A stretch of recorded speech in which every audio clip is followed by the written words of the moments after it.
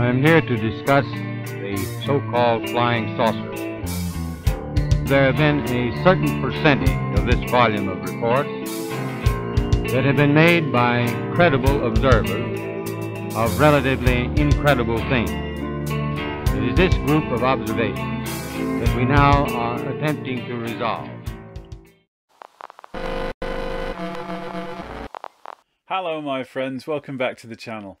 So you're in for a real treat today. It's still very surreal to me that I get to say things like this, but my good friend Jeff Nuccetelli, who you'll probably know from the Vandenberg Air Force Base incident and all the big podcasts and documentaries, contacted me recently because he's got people contacting him to share their experiences. So what you're going to do is meet one of those today, which is Adam Bray. Now, where to even start with describing Adam? He is basically Indiana Jones. He has lived in Vietnam and Cambodia. He's explored completely undiscovered temples in the jungles for fun. He wrote travel guides for those areas. Then he found himself working for Star Wars and Marvel and has written some amazing, really detailed books in those worlds.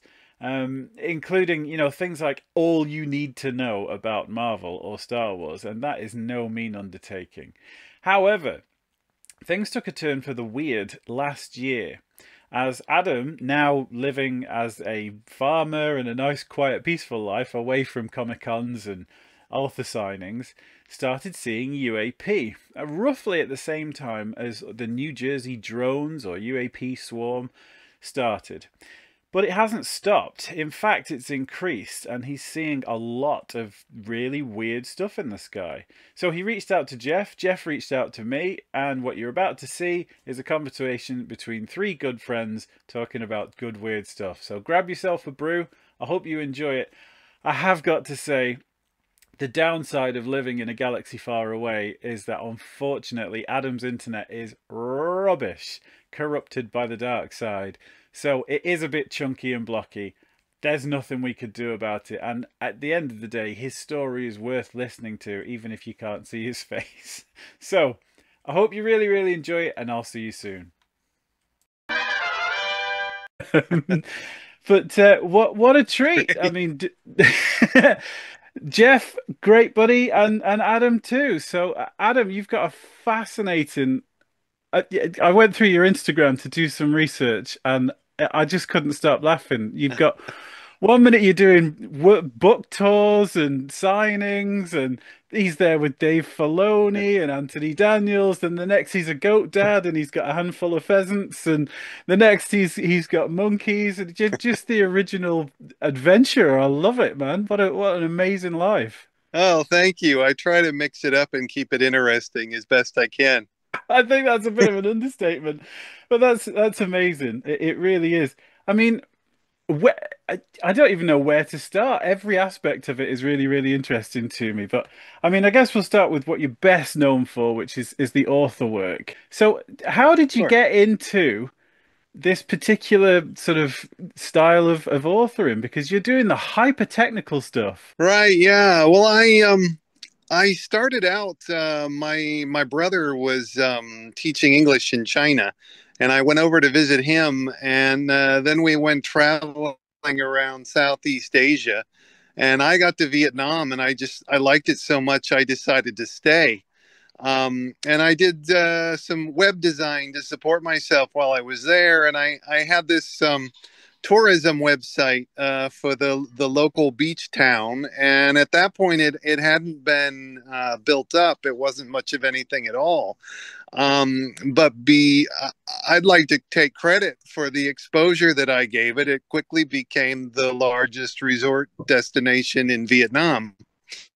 And so I started getting in touch with travel publishers, and they asked me to write their travel guides for them or to update them. And then I started freelancing for CNN and National Geographic and BBC and just anybody I could get an assignment with, writing about tourism in Southeast Asia and archaeology, and just culture, anything like that.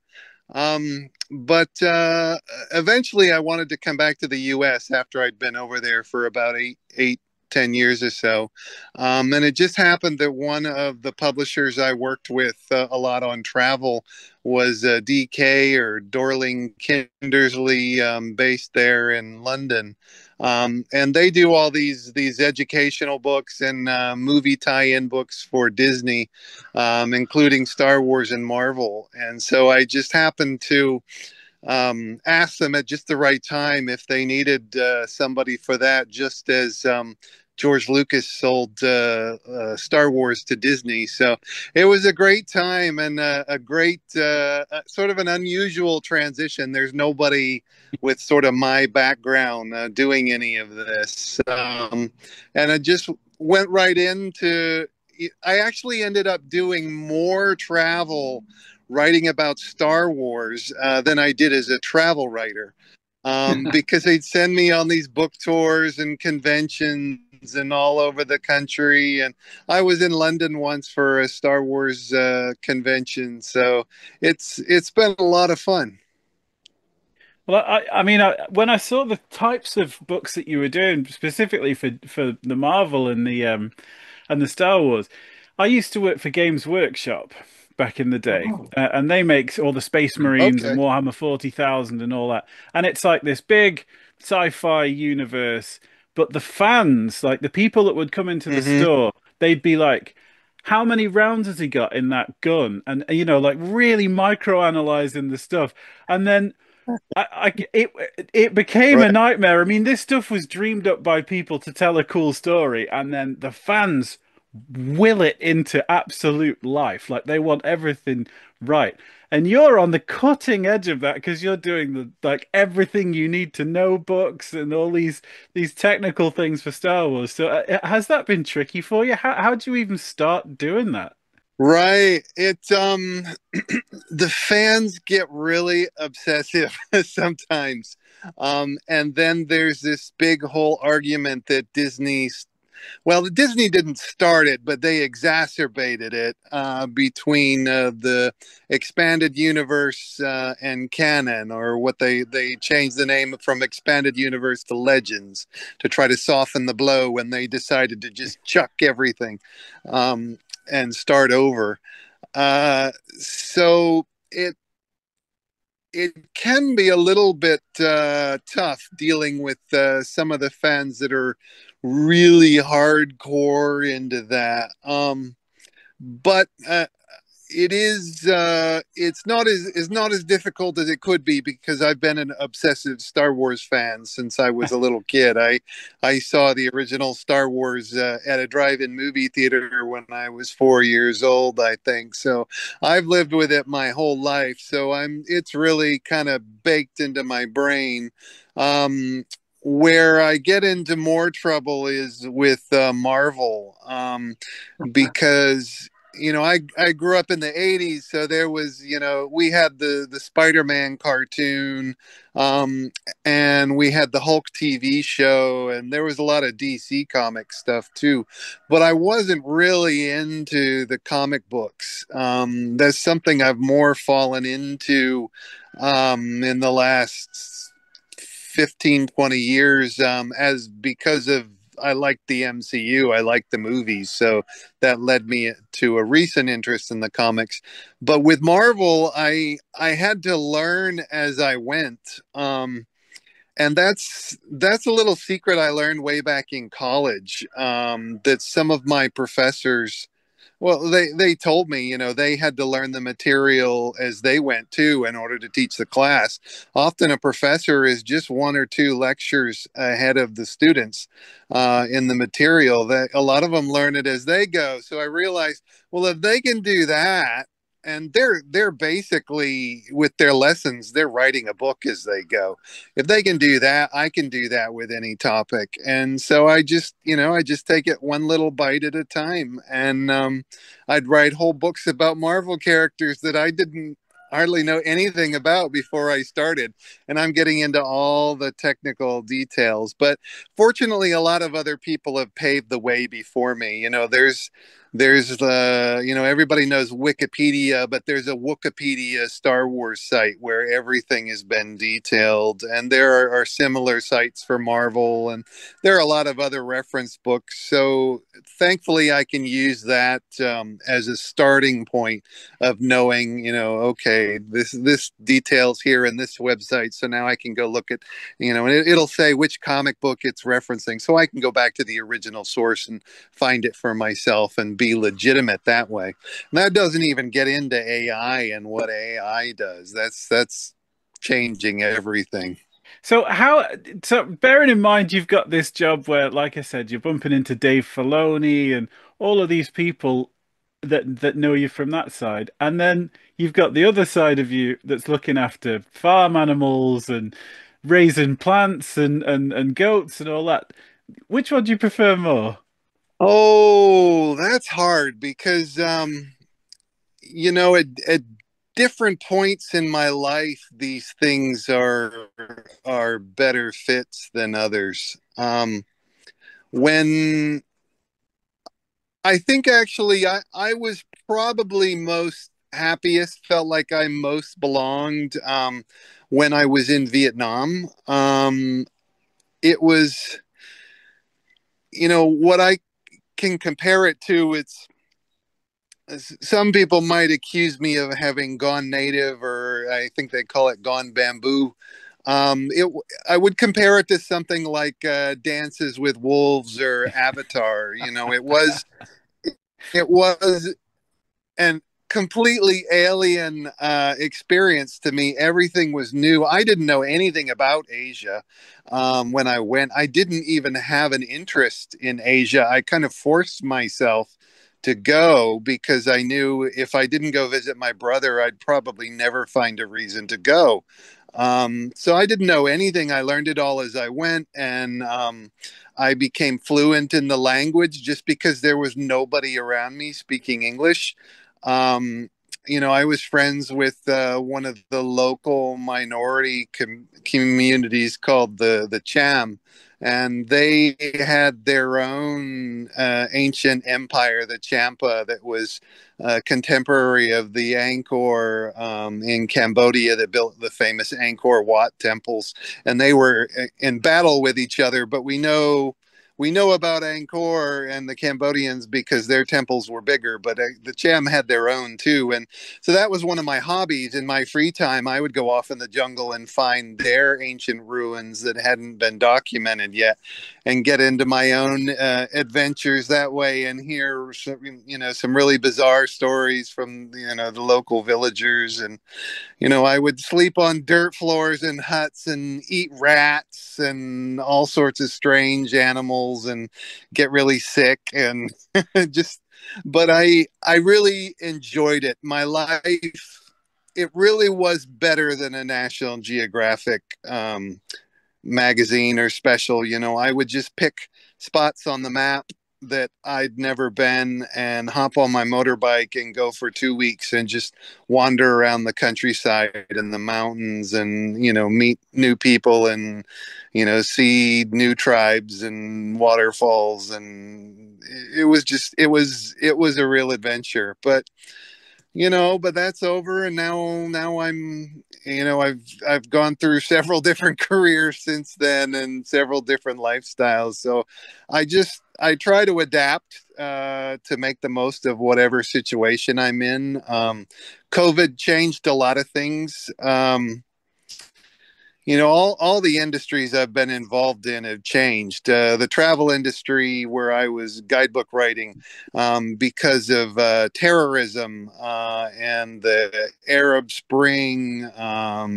There was a point where terrorists killed a bunch of tourists in Egypt, and all these things had tremendous impacts on the the world travel industry, and travel publishing, and then the internet and social media, and now AI, that changed it all.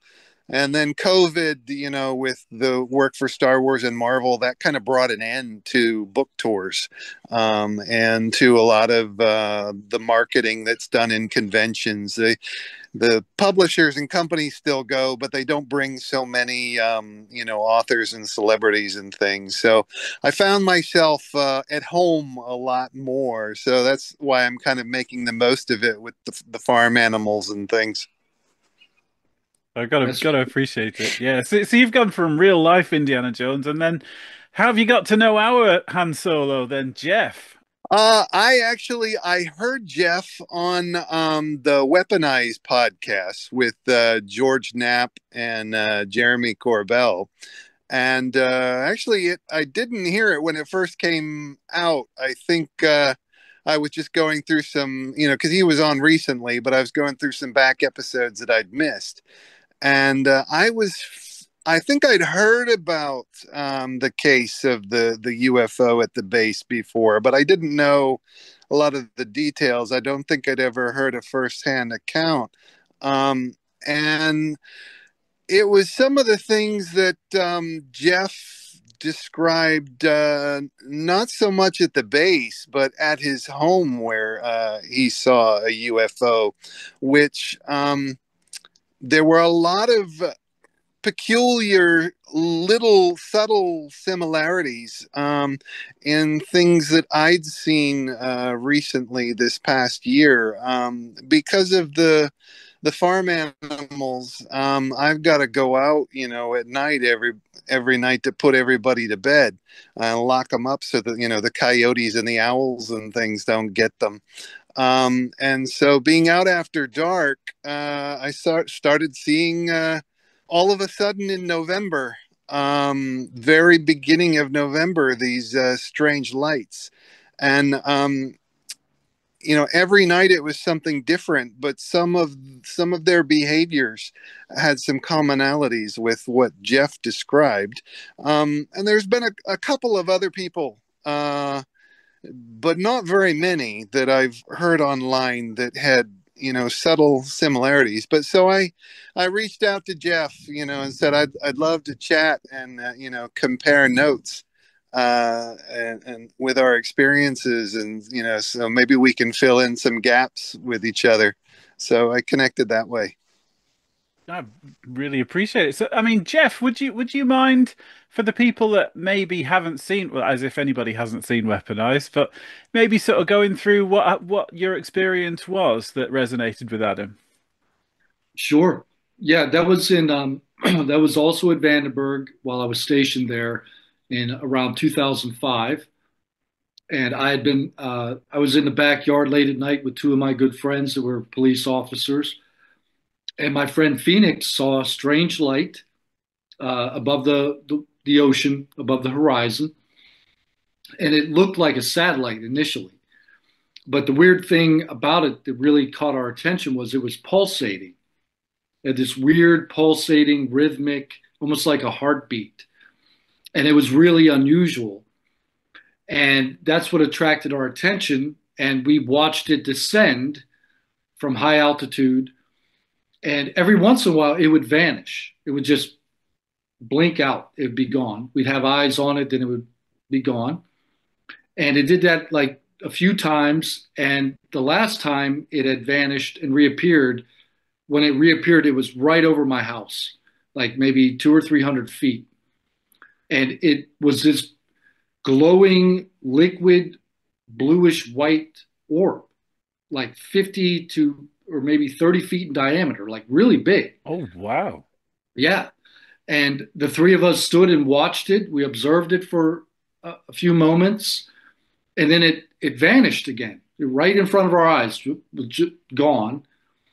And then I remember thinking, just keep your eyes right on that spot over the house. And then what happened was subconsciously, my head and my eyes tracked to the right and up. And then it popped back into view, and I was looking directly at it. It had gone up a little bit, and moved to the right, and then it popped back into view and we all saw it again. And then it just stayed there for a moment, and then it gently accelerated and went up into the stars and vanished. So yeah, See, I'd heard that your account before, but I never realized it was that size. yeah, it was big. That's Yeah. wild. That's wild. So, what sort of things had you seen then, Adam, that sort of reminded you of that? Well, it's hard to know exactly where to begin because I've since November seen so many things, and I saw some things as a child too, which were even more kind of intense and spectacular than what I've seen here. But I guess in early November, the first few days of November last year, I started seeing lights in the sky doing strange things that I'd never seen really before. Um, and it was only a few weeks later that the New Jersey drones started getting publicized. So at that point, I realized, oh, maybe what I'm seeing is part of a bigger thing. And I saw lights on nearly a nightly basis for an entire month. And then at the end of November, we have Thanksgiving, and typically that's when the bad stormy weather sets in where I am, and the skies are not really clear until spring again.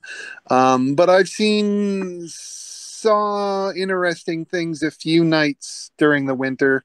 And then lately, this past week, I've been seeing things almost nightly again. But the very first one, which wasn't like Jeff's, but it was the first one that I noted. I was looking into the north sky, and I saw this really big light. It started um, maybe something like Venus, like like the brightest thing in the sky, and it was descending straight down. And as it did, it got bigger and bigger and bigger to the size of like the full moon. Um, and then it kept going, and I saw as it went down below the tree line, it started shrinking back towards its original size, and then just disappeared behind the trees. And I, I looked at it, and I I had no frame of reference for seeing something like that. I didn't understand what I was looking at, um, but it ended up happening a couple of times again for a couple of nights, maybe three times in the same spot. And then after that, I think the next noteworthy thing I saw was similar to Jeff. I was going out to put my animals up for the night, and I look to the north sky, and I see these lights moving slowly in formation from west to east. And like Jeff saw, they were very slowly pulsing in and out, not flashing like an airplane or a drone. It's very, very slowly and going very bright, brighter than any plane goes, and completely silent. That's been the characteristic of everything I've seen. Nothing makes any noise. And first, I saw a formation at all different levels in the sky, of five lights doing this pulsing. Then they get to a spot in the east, and then they disappear. And then I think it was maybe two lights moving together across the sky, doing the same thing, this pulsing. And then I think there were three more after that. And so that was similar to Jeff's. And then and I've seen something different, lights doing different behaviors almost every night, and different shapes too. Things I see things that'll do random very bright flashes at just completely random intervals, and they'll fade in and out, and maybe they won't flash for another 30 seconds, and they'll hover in the same place, or they might jump around the sky. I've seen things that kind of flutter down, kind of like a leaf or a feather, would in the cartoons. I've seen things swarm at airplanes. Like I'll see 3, 4, 5 lights kind of zero in on a plane going across the sky. Um, just last night, what was it? I noticed. I guess I saw something last night and then the night before. The first night, I saw this bright white silent light moving slowly across the sky. Again, about as bright as Venus. And it gets to the east, and then I start seeing something flashing, just hovering in this. If you hold the circle up to your eye and look through it, this flashing light was just kind of meandering around there, again at random intervals. And then all of a sudden in this circle, I notice all of a sudden there's all these lights moving around, like somebody's stirred up an anthill, and there's like 10 of them just all moving off in different directions. Then again, last night I noticed from all areas of the sky, there's all these satellites, um, or what I assume to be satellites because they're faint lights, and they're all converging in one spot. About 10 different satellites from all over the place, all different directions coming to one spot. And I'm looking at that kind of puzzled, thinking this is kind of weird. And in this same area, there was this bright star that I hadn't really paid attention to. But while I'm looking at all these satellites, the bright star suddenly starts sliding down straight down the sky and then disappears. So I'm seeing all these strange things. But another thing that was similar to Jeff's, was that when he mentioned the liquid blue, there was one night in November, when I was looking off into the woods, and I noticed this liquid blue light just dropped quickly behind the trees. I don't know if it was an object or a beam of light, but I specifically remember that it was this like a plasma, like a liquid. It didn't look a normal consistency. And Jeff had mentioned, when he talked about that, when he saw that sphere, that he had a little bit of panic or concern. Was it going to abduct his wife or something? And when it was over the house, and I recall that was one of the only times when I saw this that I felt a little bit anxious, like a little bit threatened, like what I was seeing was ominous. The other times didn't affect me that way, but I had sort of the same emotional sense that, similar to what he had, whatever it was a negative feeling. So that was in common. And also, when Jeff describes that he just happened to be looking, moving his head, and then it appeared. And I've noticed that is often a that's often what I observe, is that I'm not looking for these things so much as they just happen to be there when I look up, when I look straight up, as if they're anticipating where I'm going to look. So they appear there because they want me to see it. Which is, weird. I don't want to sound paranoid or anything, but I don't generally find them by looking. I see them because I just happen to look out of the barn when it flies by, or I just happen to look up when it's directly overhead. There was one night I've seen a triangle, and it was not, people talk about black triangles, and it was not that. And people talk about triangles with three little lights, and it was not that. This was just a solid light. And it was, I forget, is it phosphorus that is known for burning really bright? It's Yeah. one, yeah, it, it, it burned like that. It was super, super bright. And whatever it was really big, for me to be at such a high, what seemed like such a high altitude, and for me to see that it was a triangle. The whole light itself was a triangle shape, so there wasn't any other aspect or shape to the craft that I could see, just this triangle of light.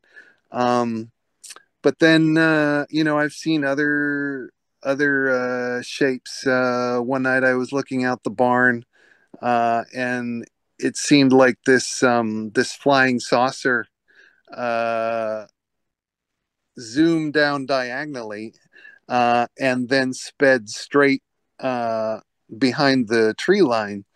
Um, and it followed a road, which was back in the woods, and it I heard some loud booming at the same time. I don't believe it was this object. I think it was either chasing a vehicle going down the dirt road, or a vehicle was chasing it. I'm not sure which, but I don't think it was the UAP was the thing that was making the noise. And that again, it was the shape of, or the light was, the shape. The light was the shape. There was no other, there wasn't like a metallic body to it or anything. It was just a light in the shape of a saucer. So the sky's been very busy. All really started in November. I did, about 15 years ago, when I was out on the porch one night, same place I'm now. I did look up and look at a star with somebody, and it was sitting there, and then suddenly it sped off, in the sky after being stationary. So, which tells me this has been going on longer than November, but we just weren't noticing it. Um, That's but I don't know what to make of it. I've got so many questions.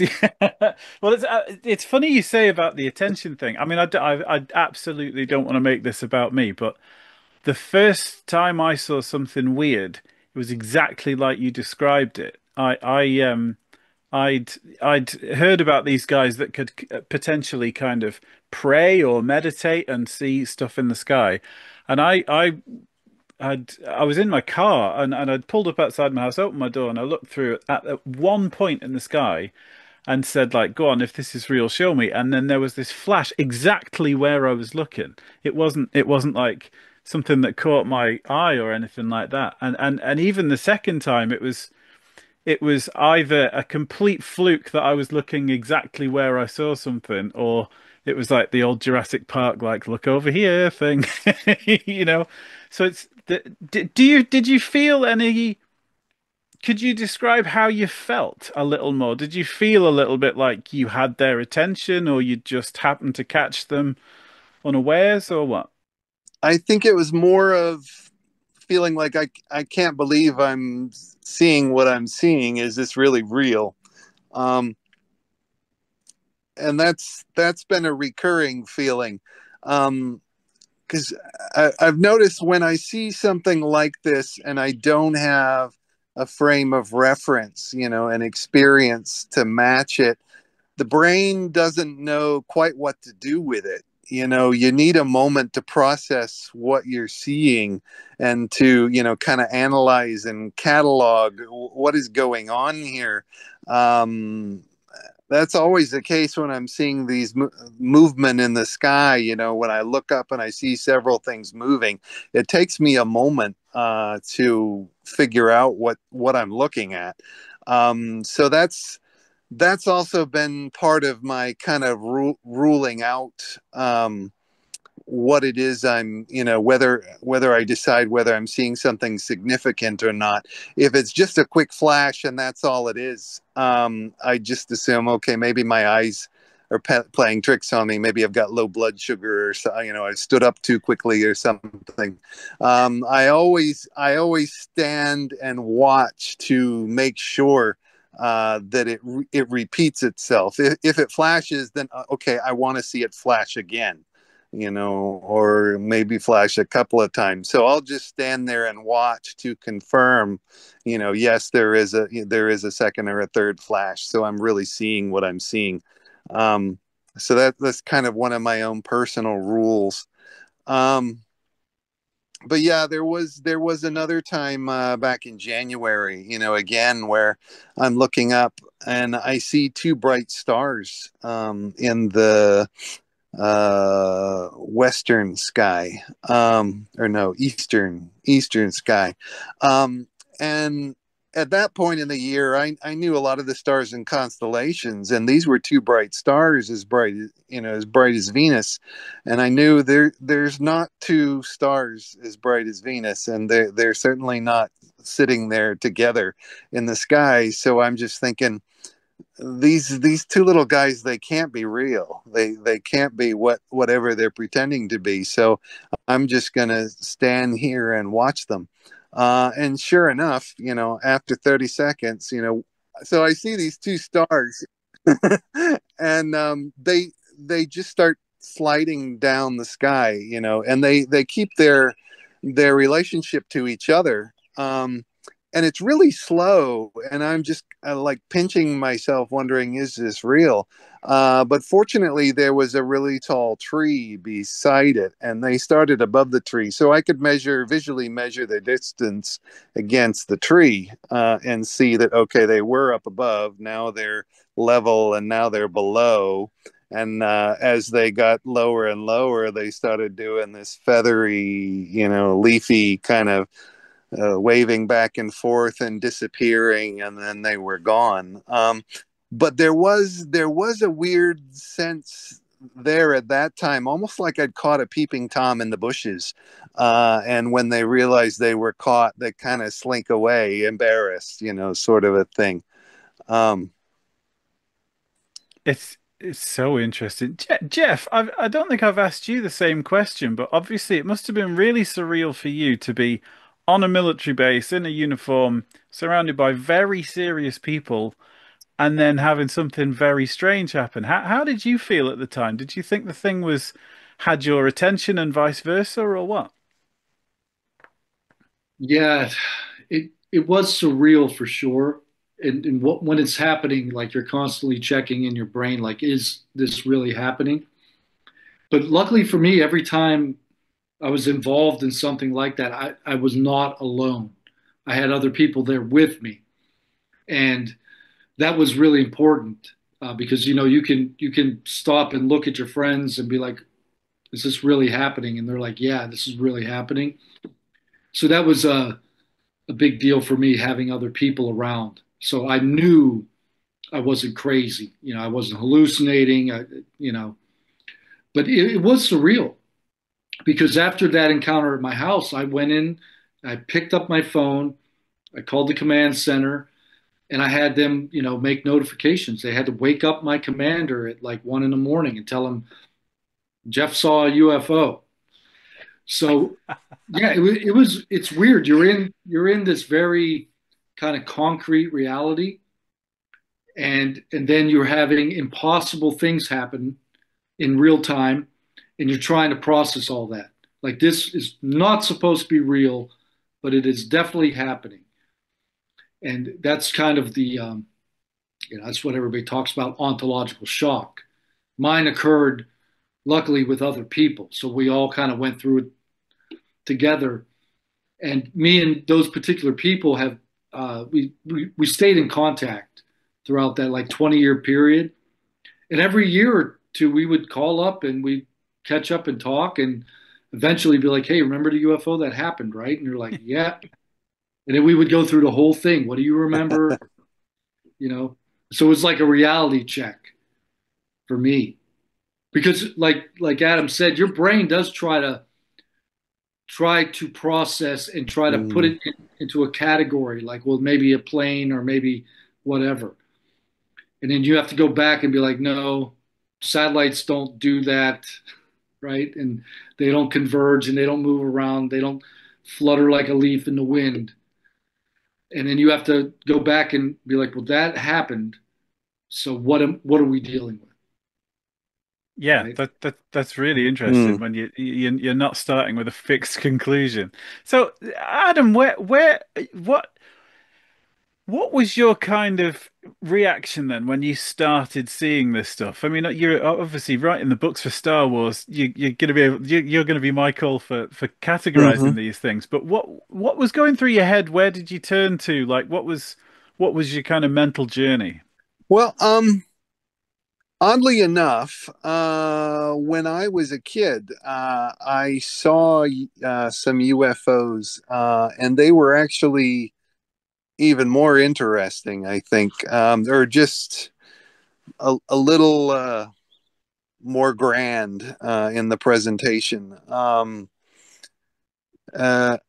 don't remember exactly if it happened all close to each other or if it was spread out, but it was about 35 years ago. I was on an island out at sea, and I was with a group of kids, and we um, we were just walking. It was probably about midnight, and all of a sudden, and this was a very rural place. It wasn't built up. It was mostly, forests and fields and things. And we noticed all of a sudden that everything around us was lit up like daylight. And it was around midnight. Um, so suddenly, somebody turned the lights on, and the grass all around us was lit up. The trees around us, everything was lit up like it was the middle of the day.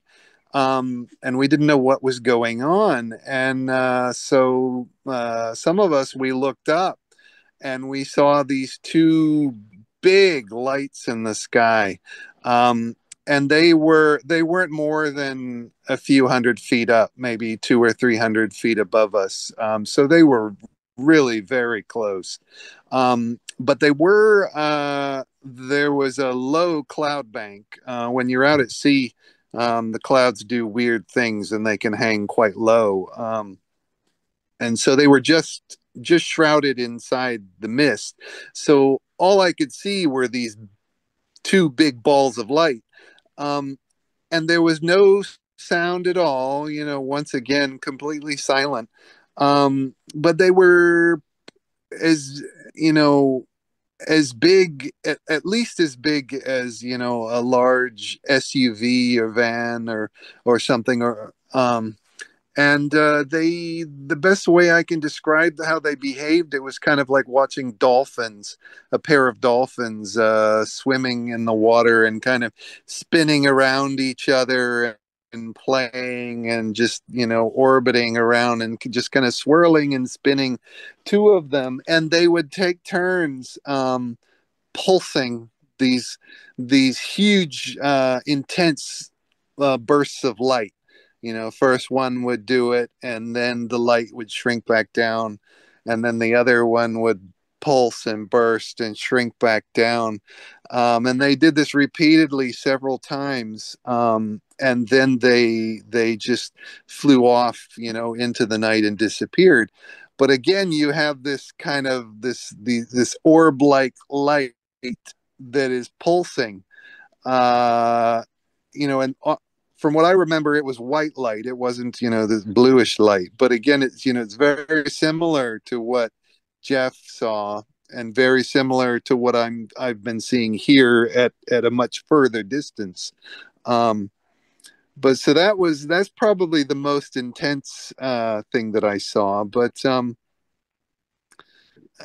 also saw one night when I was alone, this large, it was like red plasma, like something on fire, about 20 times the size of the full moon, just speeding across the sky just instantly, and back behind the trees and into the sea. And most of my life, I just assumed it was, a meteor or something. But since I've learned since, that no, those have tails, and they generally make big loud booms. They break the sound barrier, and there's an impact crash and all of that. They're not silent. So it was whatever a UFO is. It was probably a UFO. And then another time, about that time, that summer, I was just alone by the sea, and above me was this humming, this like electrical sort of humming. It sounded like it was 100 feet above or less. But there was nothing there, nothing visible. It was just, black sky at night. And there was nothing around to make that noise. No power lines, no houses, nothing electrical. It was just nature, as far as the eye can see. So all those three things together in a small area, there was obviously some activity at that spot. So I had this experience as a kid. When my father was young, also at a sea town in that region, he saw a UFO. It was kind of like a Russian nesting doll, sort of a big light shoots out a smaller light, shoots out a smaller light, shoots out a Oh, smaller wow. light. And then when the last one went out, I think there were maybe seven or so, then they all disappear. So I've got this experience and, family memory um, to work with. But as a kid, there wasn't anything you could really do with that. Okay, you see these things, but then what? There's, okay, now go watch the X Files. That's about all there was. Um, so it wasn't really until, that New York Times article in 2017 that kind of exposed all the Air Force pilots seeing the Tic Tacs and things like that. And I was watching Tucker Carlson on Fox, and he was really into that for a while, and would talk about whatever the latest developments were. He was one of the only people on cable news that was talking about that at the time. Um, and so I started when all that came out, and then the hearings in Congress and stuff, and people were taking it seriously. I began taking it more seriously, because the other problem I felt like, when I was a kid, I was interested in the whole UFO and alien abduction thing, but and I would rent the various movies about it, but they all seem very hokey. It was all very like 1950s, 1960s aesthetics and aliens. Everything was grays, and it just looked like it was 1950s, 1960s stuff, and it all flying saucers. And I was into Star Wars, and those aliens are cool, and those ships are cool, and this is all kind of cheesy. So it's like it kind of turned me off. Um, but now come to find out, as I do my own research, that well, actually, people around the world are seeing pretty consistent stuff. Um, I think so. I've always been open to the possibility. It's funny when you see something yourself, as a child, to say, well, I'm open to the possibility. You wouldn't, okay, but wouldn't you say, yeah, there are aliens? Well, but I didn't know what they were. So I'm open, always been open to the possibility of it. But I was more open to the UFOs than I was the actual beings, because that's where stories tend to get really weird. Yeah. But it was really James Fox, his documentary Moment of Contact in Brazil that really grabbed my imagination because, and for those people that don't know, it's basically Brazil's version of Roswell, but you've got a whole town that's involved in, lots of different people meeting these half a dozen aliens in a ship that crashed, and they're all running around alive through the town.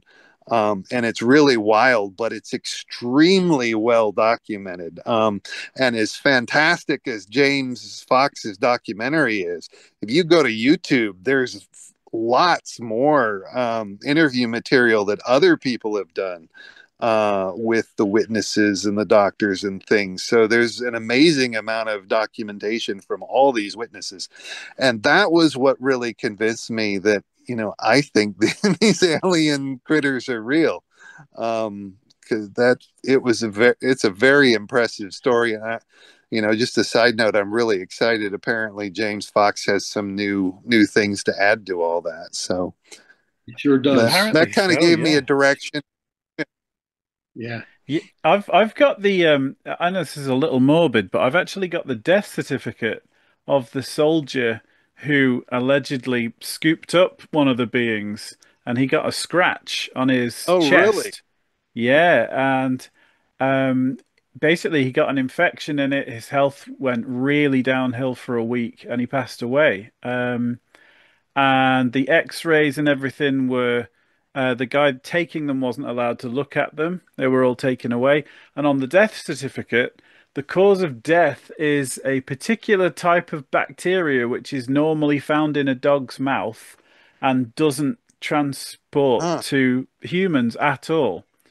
So it's really Mm-hmm. strange that this thing it was completely alien, for want of a better word, to his immune system. And I mean, of all of the amazing testimony and evidence, like when you see that in black and white, this man's lost his life. I mean, something clearly Mm. very strange happened there. It's fascinating. So what kind of led you to actually reach out to Jeff then, or maybe Jeff could tell this one, or whatever you think. I'll let Adam go ahead. Sure. Yeah, it was just I guess with seeing all of this all of a sudden in November, um I think there's a natural well, I have a natural desire as an investigator to figure things out. I love a good mystery. That was, like I said, it was one of my hobbies in Vietnam was to go find all these temple ruins that had never been documented, and put them on a map and figure out, because there was a whole mystery of how this ancient civilization kind of, when did they arrive, where did they arrive, how did they spread across the region, and it they had like different kingdoms, and how were they all related and work together, and so there's a lot of unknown, and I like to spend my time researching this kind of stuff and figuring out these mysteries. So with these UFOs, there's I've got a natural curiosity of, what are these, and who's driving them. So I've reached out to people at the local airports, and one was the manager at the local airport, and another at the radar guy at a more bigger commercial airport, and asked them, and basically they confirmed, what you're seeing is not our planes. And I reached out to somebody at the nearest military base, and he said, "What you're seeing, it doesn't sound like our planes either." And then I reached out to, at the local university, the guy who's the head of head of their drone program, and he said, "What you're seeing, there's a little bit in common with drones. The fact that some of these things will fly straight down, but other than that, it doesn't really sound like any drone technology that I'm familiar with. And I talked to someone at the FAA, and they said, we don't know what it is, but they said there's been UFOs on radar since radar began, and that it's a constant and continuous phenomenon. And none of this is new. And they said they themselves have seen UFOs recently for the first time. Similar sorts of things that seem to kind of pretend that they're stars, really bright stars, but if you watch them, they'll suddenly fly away and disappear. So professional people are seeing these things too. So I've had this natural desire to try to connect with other people that are seeing similar things. I saw I've seen another interview with someone online where they've seen these, things descending straight down that get bigger and bigger as they go, and then they shrink back down. I've seen people talk about, the leaf falling. There was several months ago, it was a helicopter medic in Arizona that posted. Wish I'd saved the link, but she posted a video she took from her helicopter of these lights. I think they were over the airport, behaving similar to what I'm seeing here. A lot of similar traits and similar to what Jeff saw at his house. And she was nice enough that she documented quite a lot of information, the details about what she saw and where and when it was, which was great because a lot of people unfortunately don't do that. They just post these random videos without any information, and then what are you supposed to do with that? It's just one of thousands. But so I've seen a few things that are similar here and there, not a lot, but I'm always anxious to if I can find someone with some commonalities to so we can help each other fill in the blanks, because here what I'm seeing this year, I haven't seen them up close, or I haven't seen them as close as Jeff did over his house.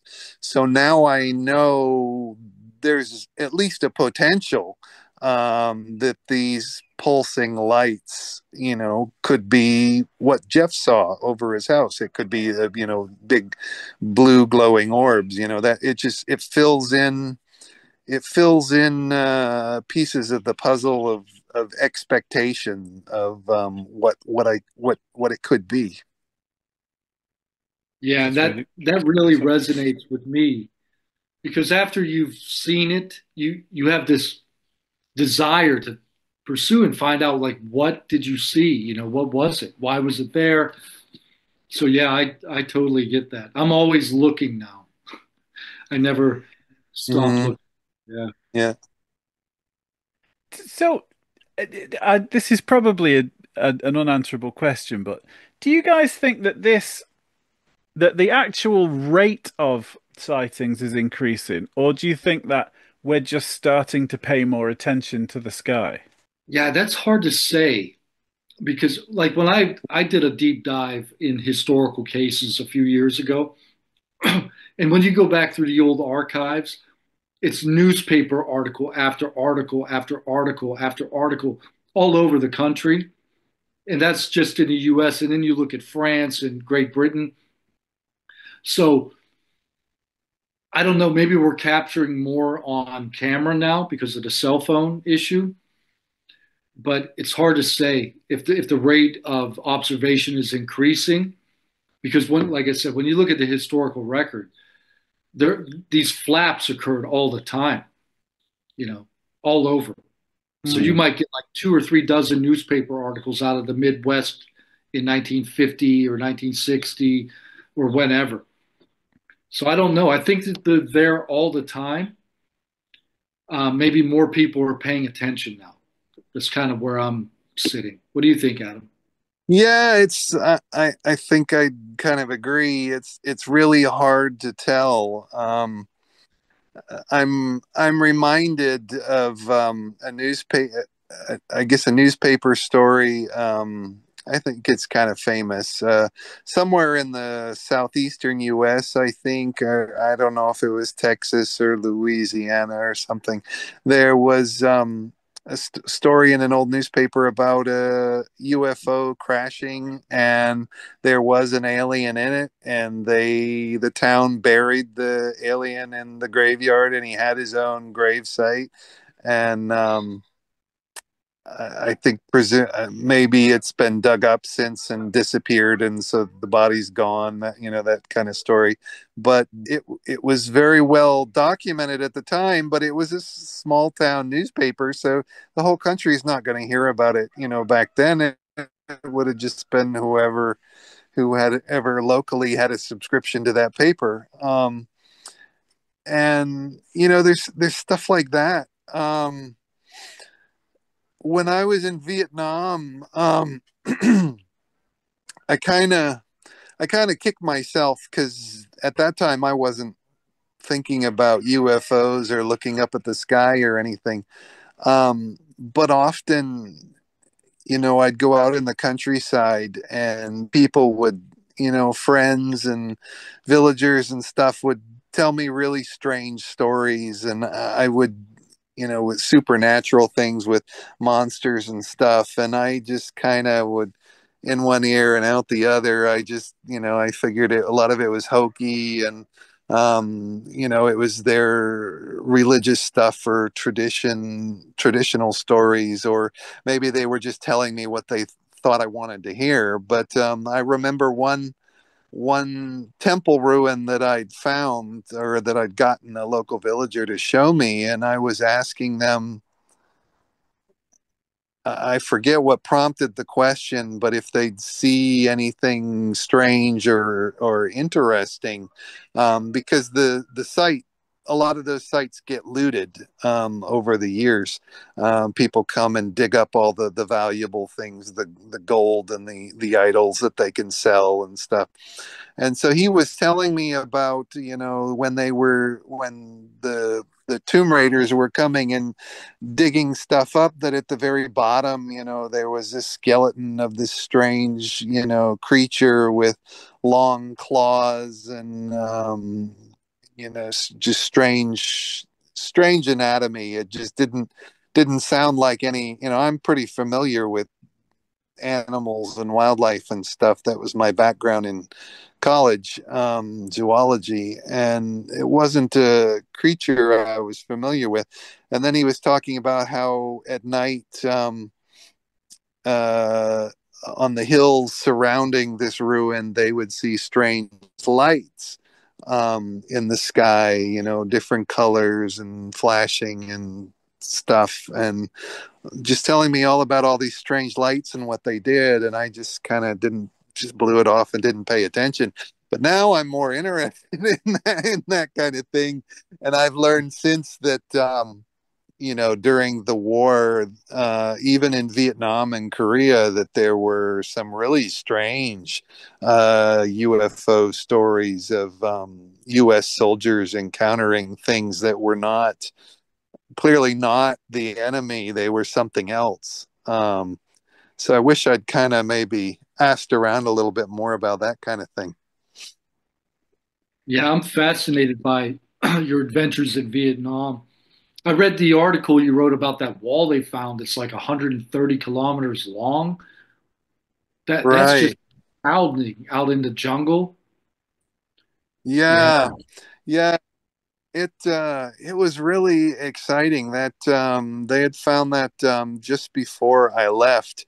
And the comparison that the archaeologists were making were to Hadrian's Wall, the Roman wall in the UK, made to regulate trade and travel in Vietnam there, it would be to regulate all that between the dominant Vietnamese kingdom and all minority the minority tribes on the other side, kind of the wild areas.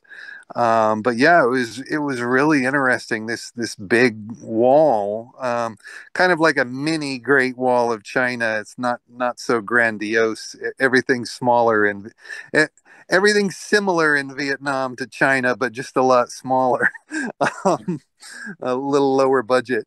But it's quite an interesting wall because it has these guard posts along the way, and it also has a series of citadels, like little castles and fortresses and things, and just the authorities never didn't didn't know about it. They just figured they were just random ruins and never thought much about it. I mean, the local people knew it was there, but nobody really put it together. Studied that it was one continuous structure. So yeah, that was a big deal just before I left. It's so cool. Yeah, I'd never even heard of it. It's amazing. No, no, I was just going to say it didn't. I don't think it got much press other than the articles that I wrote about it. Yeah, probably not. It's amazing how short of a time we've been on the planet, and we've already forgotten over half of our existential history already. So I wonder how far back. I mean, there's medieval pictures of lights in the sky, and you don't know how many of them are symbolic and how many of them are actually capturing an event. But it's I find it really fascinating just how much of a role this stuff has had in shaping our society as we've gone on. I mean, it's so easy to go down the rabbit holes, but at some point we've obviously taken a hell of a lot of attention to things like precession and the stars and the constellations, and you find technology like the antic through machine that they found, and that just rewrites everything that we thought about that culture at the time. So, particularly with places like Angkor Wat, you'd think that that's got to be somewhere interesting to something that's keeping an eye on us. For sure. Yeah, something like that would be very visible from the sky. All those structures over there. So yeah, you would think anything flying over would maybe want to stop and check out what the locals are doing. So to breach into a little bit of light speculation then before we wrap things up, have you got any theories as to what the hell is actually going on? Or do you think this is kind of one thing or multiple things or what? It's really hard to say. Um, I, it would have been nice if, uh, when I think when President Trump came in, a lot of people were, myself included, were hopeful that he would, he would pull the curtain back on some of these things, and I think they're trying to on some issues. They're clearly trying, and I think a lot of it is honest and sincere. With JFK and RFK and Martin Luther King, and I don't know what's going on with the Epstein files because we still haven't seen anything noteworthy, but. But the UFOs was one of them. But it was, you know, I hate to say that it's a promise that didn't. I don't feel like it got kept yet. That Trump said he was going to tell us what it was, and then he gave us an answer right away. But it was really just a rewording of the same answer we'd gotten about the New Jersey drones. And I was very disappointed about that, because I feel like whatever I'm seeing, it's probably part of that phenomenon, because mine began just a couple of weeks before it was being reported in New Jersey, and I've I'm really interested in what the Tedesco brothers are doing in New England with their van of stuff and studying all this scientifically, and the finding that the orbs are coming from the sea, and that you can see that they're there even if you can't see them. They're still there. They're just visible on other sensors. I think what they're doing is fascinating. They need more attention on what they're doing. Um, but so there's clearly something there going on, and we found out that you know the November phenomenon over military bases apparently has been going on for several years, that it's a recurring thing. So I fully expect another resurgence to happen again in November.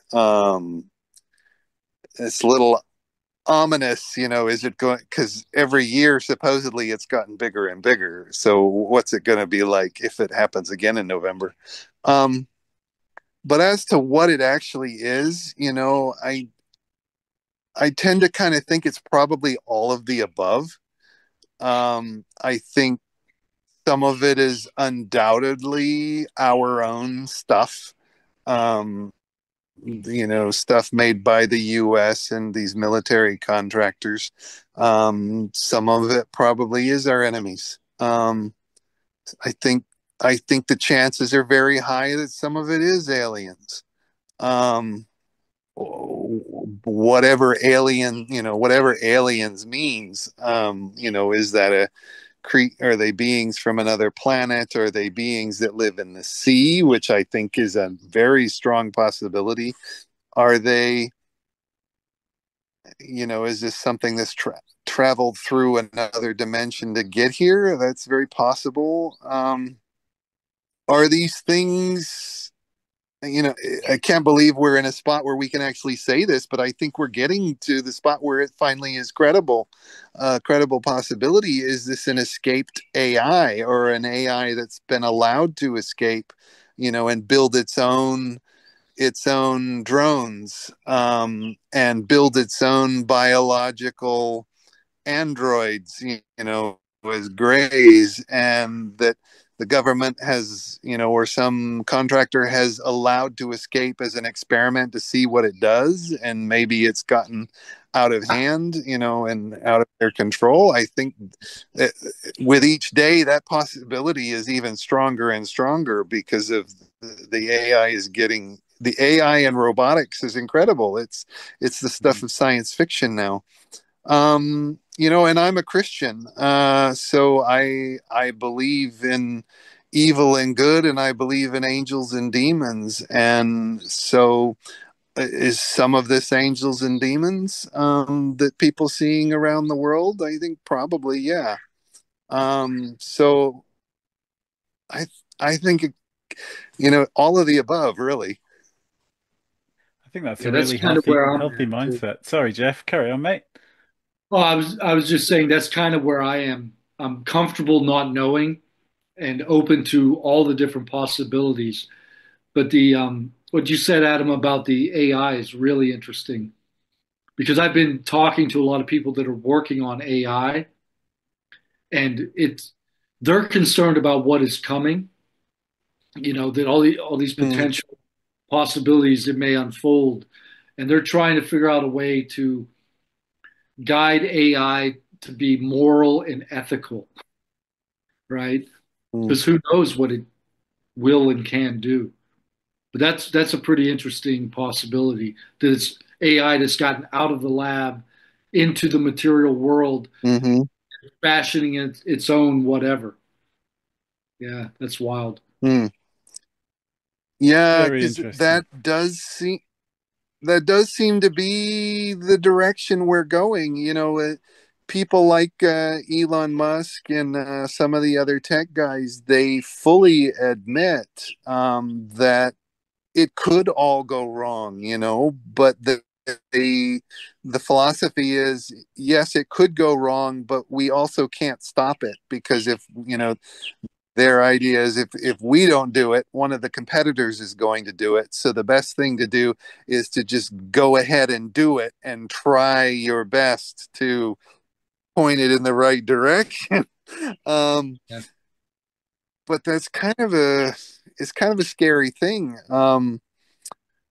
I've got someone close to me that's involved in AI at a high level, and they've told me that AI has a tendency to go in the direction of very bad behavior all the time, and that the programmers have to constantly plug the holes.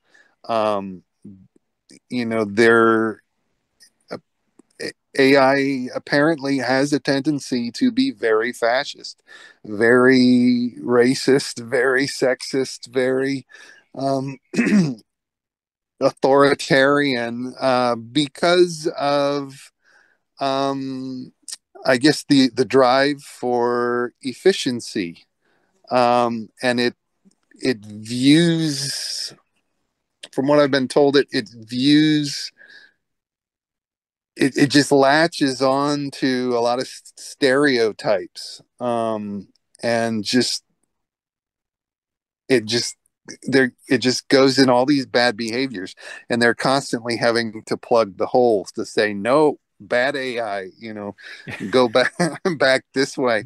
And that's very frightening. Particularly like the story that came out this week about the AI that was blackmailing, you know, they gave the AI the scenario that they was going to be replaced, and that one of the managers, I guess, that was over it was having an extramarital affair. So, it was a fake scenario, but the AI didn't know that.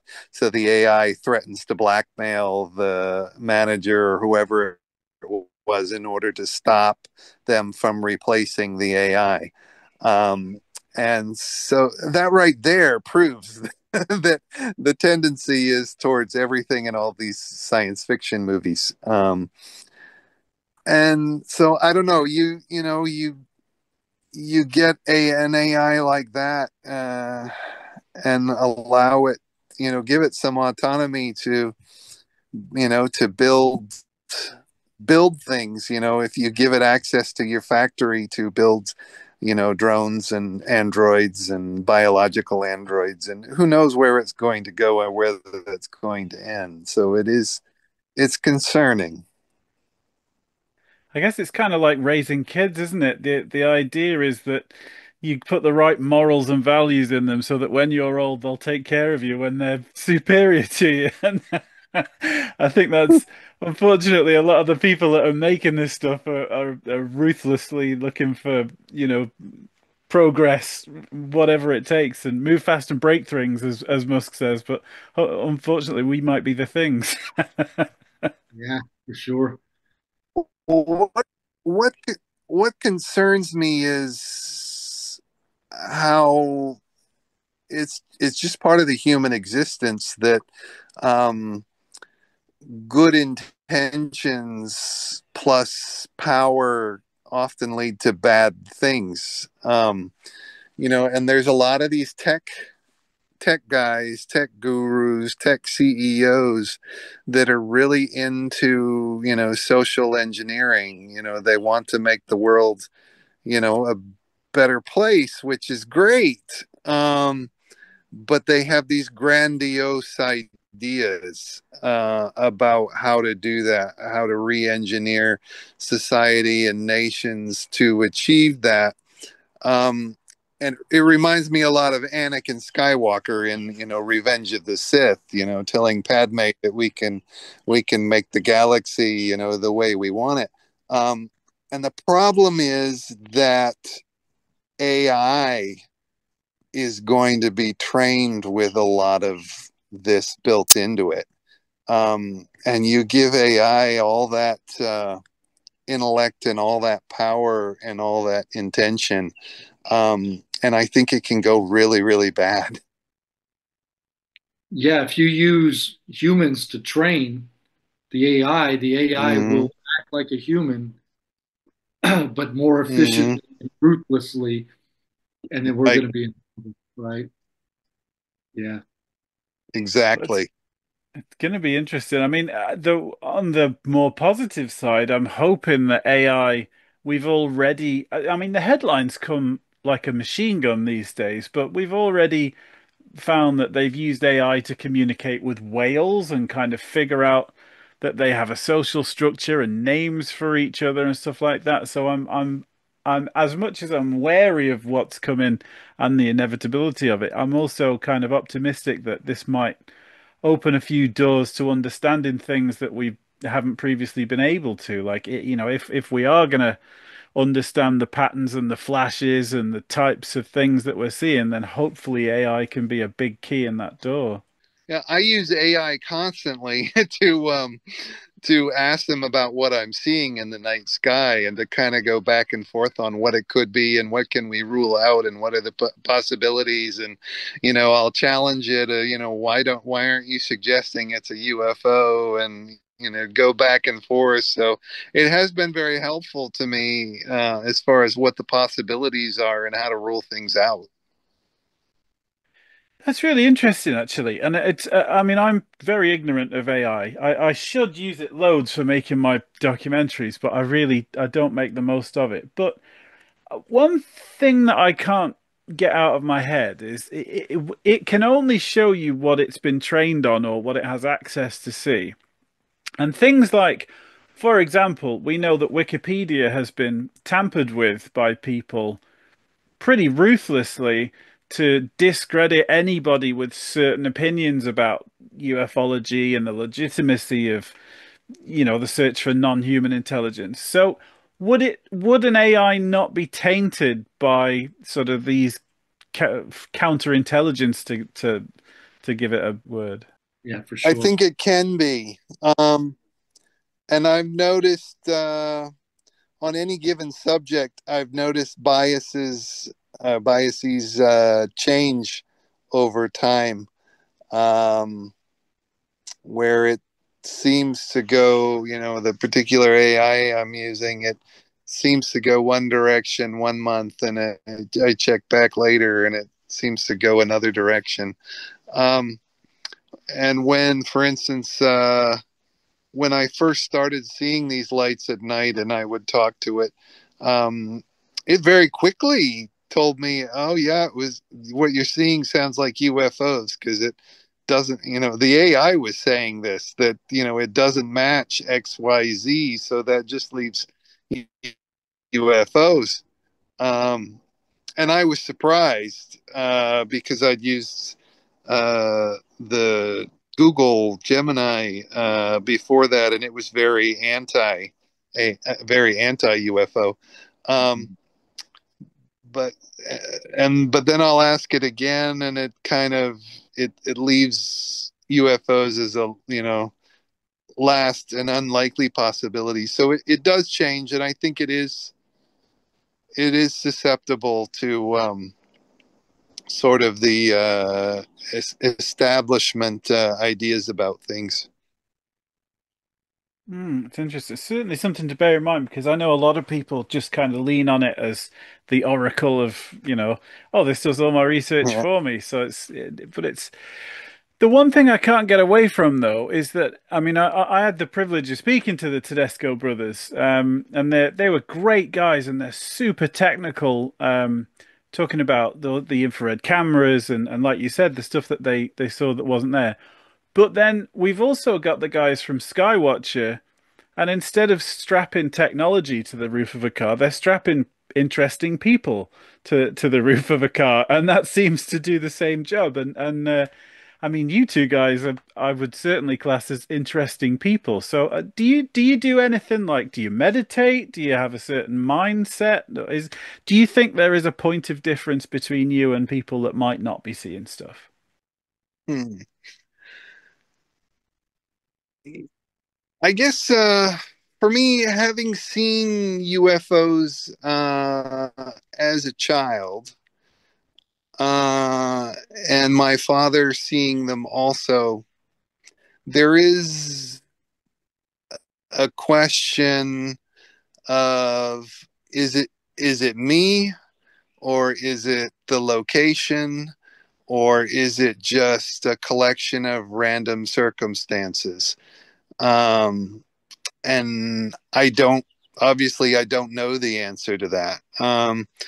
I've tried to investigate a little bit about, what could draw them here. Um, I'm near a lot of big bodies of water. There's a lot of talk about UFOs, and transmedium, and maybe that they're all coming from the water. There are nuclear facilities, some active and some closed down decades ago. But I've since learned a lot of those nuclear facilities actually bury their nuclear waste and leave them on site even when they've been closed, and the public just forgets about that. Um, and those are known to draw UFOs. Whether the military's doing anything secret that I don't know about, I often wonder. Could they be drawing them? So I don't know. I don't know what might lure them. For me, I guess I'm aware of Skywatcher and stuff like that.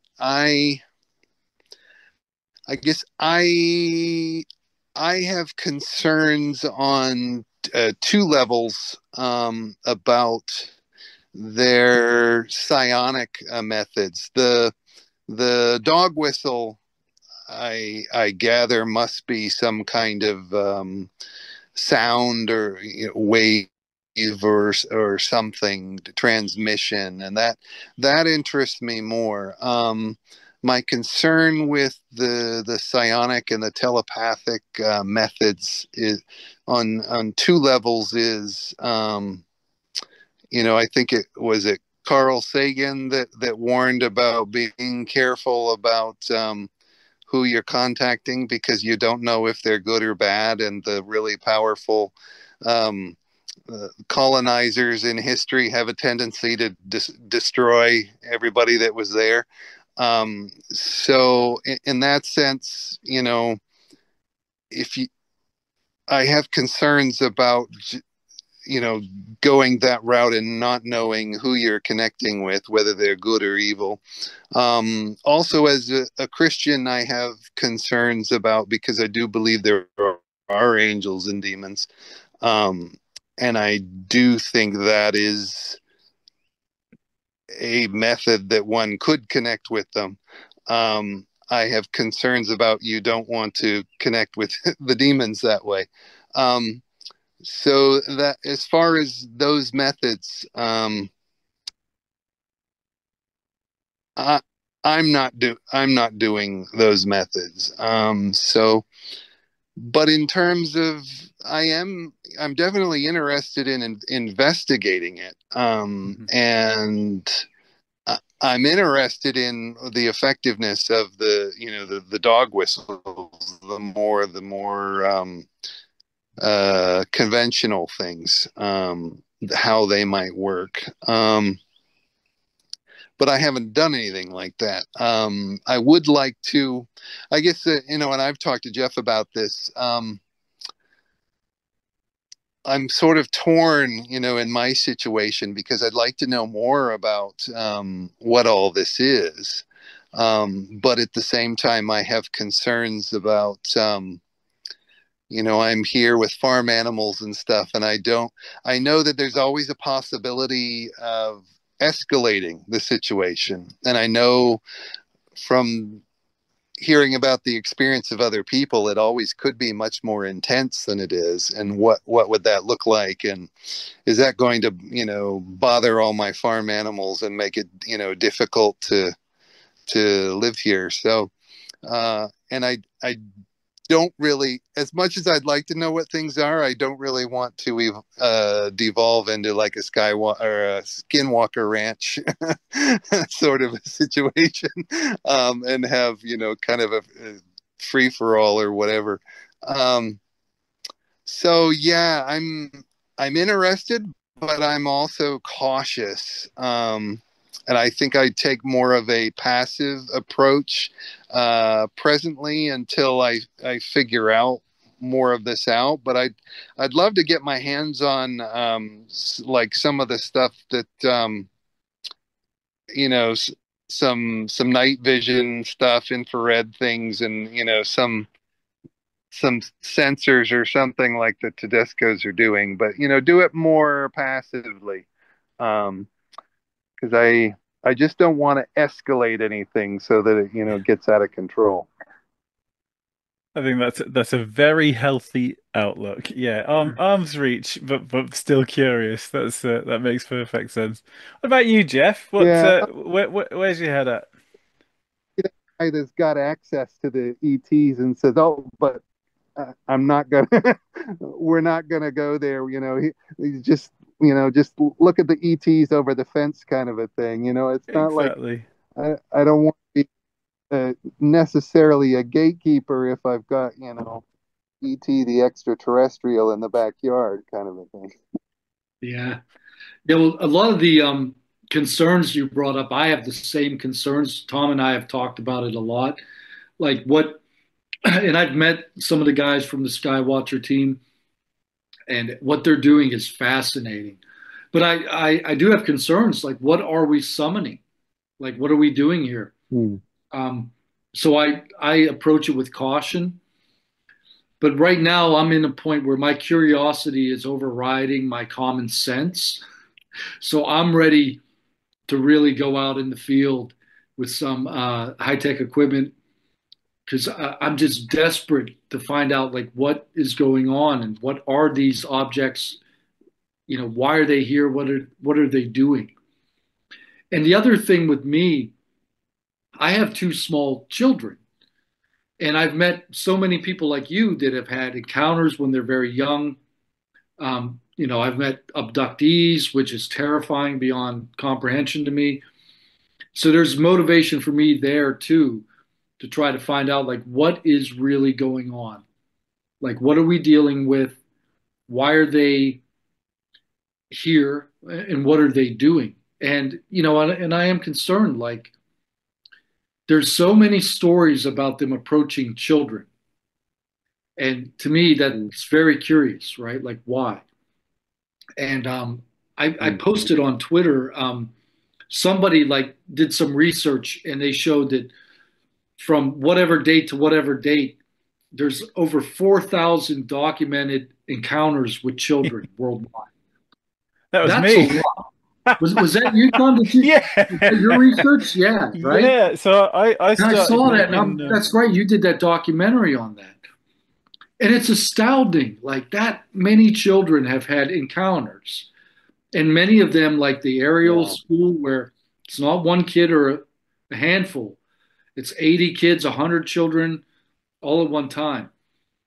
So I'm to the point where I'm not throwing caution to the wind, but I'm willing to go and kind of put my body and and spirit on the line to investigate further, to find out what's going on. That's why I got so excited, Adam, when you were telling me about everything going on. I'm like, I'm coming. I'm bringing trucks and videos and radar and everything. But yeah, but sometimes I have to cool my enthusiasm. Yeah. I do think there's something to be said. I mean, this is a conversation we could go on for ages about, but I think your intention really matters.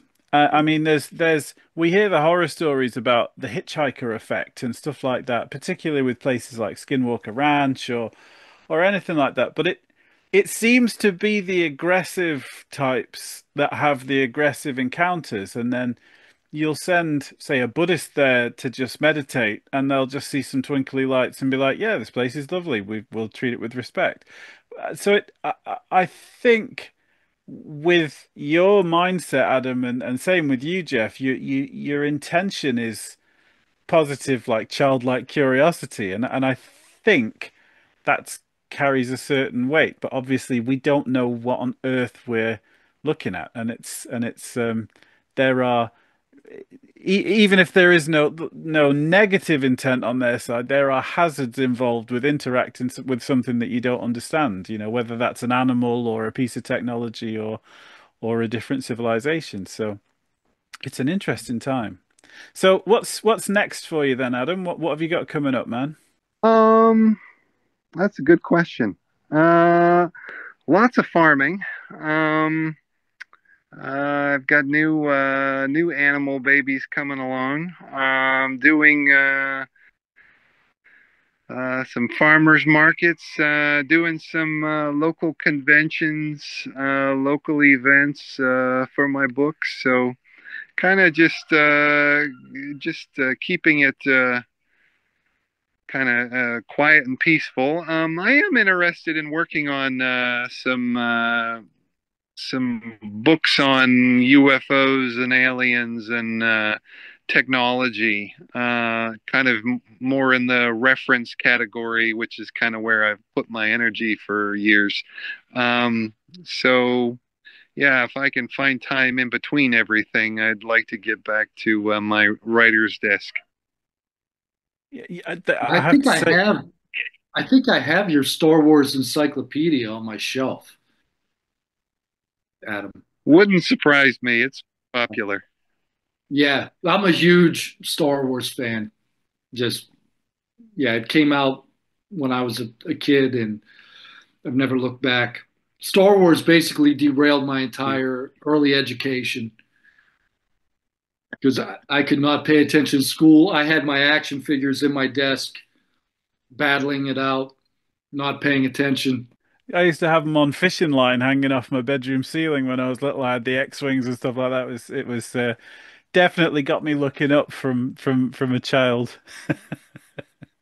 Yeah, I'll have to show you guys my Death Star, my Lego Death Star I built.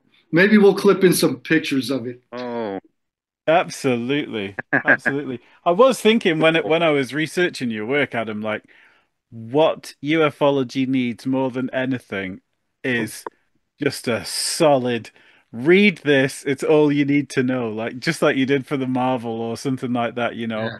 Here's the history. Here's this thing. Here's this sighting, and just get the concrete stuff because we kind of I don't want to be negative about anything because all there's no such thing as bad press, but we do run the risk of turning it into entertainment rather than a serious study, with a lot of the ways that people interact with it via, you know, social media and stuff like that. So I think when you see a technical document like the ones that you've done, like that would have such use and utility for people because right. it, people are getting turned on to this by the day, and the first thing they go is like, "What the hell have I just seen?" And that step one, Yeah.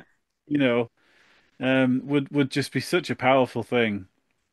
Yeah, I think, well, you bring up a good point. I think it is, there's a big question about what is the mainstream of this whole topic and this category.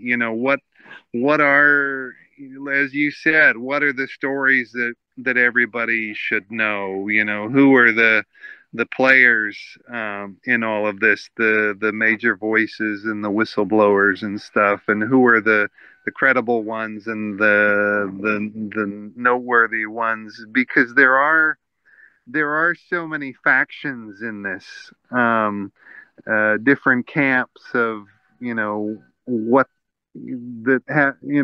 anything from what are these, non-human intelligence and UFOs, and just feelings and opinions about it, and all these, whether person A is credible or person B is a kook, and whether, this story is legit or that story is a hoax. It can be, once you start looking around, it can be really hard to know what you should be watching or listening to or reading. That was that was before I got really into this.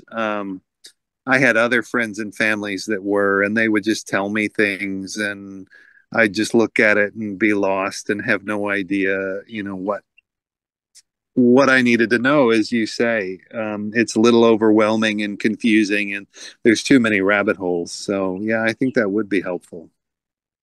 Yeah, that'd be And great. yeah, and he's certainly the man to do it. If you can figure out what is it, seven Star Wars movies, and God knows the Marvel back catalog. I mean, God, how on earth you can sew that together? I think this should be, if anyone's up to the job, it's you, man. Thank you. Awesome. Well, I think we'll probably wrap it up at that point, gents. But Adam, it's been an absolute privilege to get to know you, man. And Jeff, it's always a hoot when we get to hang out. So I look forward to catching up. And who knows, in another 6 months, we might have a different playbook. Yeah, yeah, and I'd definitely like to talk to you, Adam, again about all your your adventures in Vietnam. I'm huge into ancient structures and sites and all of that. So maybe we'll jump on again and talk about archaeology. Sure. Great. Sure, anytime. 100%. Fantastic. Well, thanks, guys.